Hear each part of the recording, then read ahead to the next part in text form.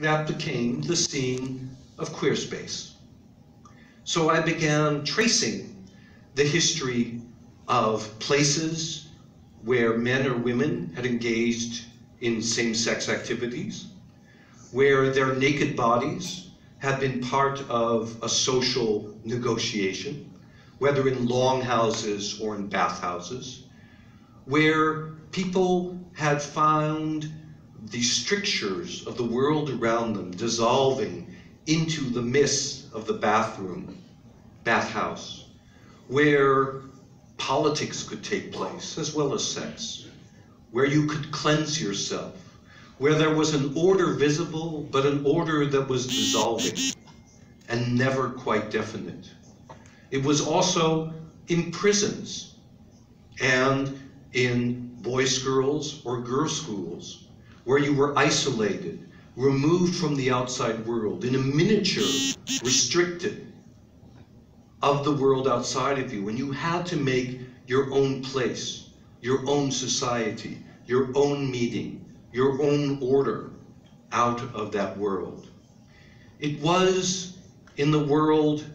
of an aborning capitalism, the world of the trade exchanges and the passages, of the inns, where the first recorded acts of same-sex desires being fulfilled are recorded, right in the shadows of where the traditional bonds of personal relations, clans, and families were beginning to dissolve, just as the architecture was dissolving and giving way to places without axes, without beginnings, without ends, a more uncertain form of architecture. It was at the edges of the city, the beaches,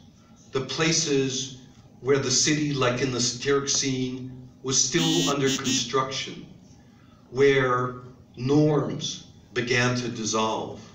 Oops. It was in the gyms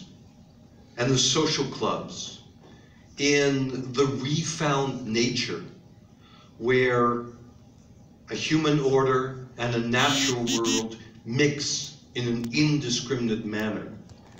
And it was in the leftover places, the holes within the city, the dark and shadowy realms, the places where queer men and women, especially men, could go because they could go no place else. And in going to those places, because this was the only place they could find each other, they suddenly rediscovered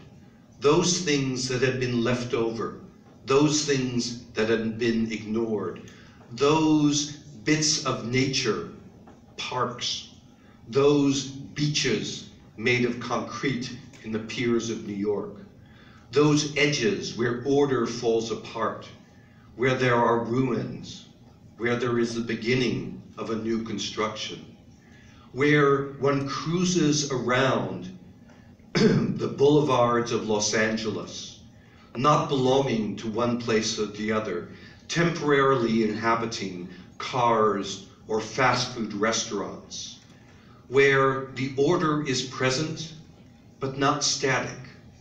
not enclosing one, giving one a certain amount of liberty, however much Big Brother is always still watching. This is a diagram of a male bathhouse based on a police raid. And out of this came this explosion in the 1960s and 70s of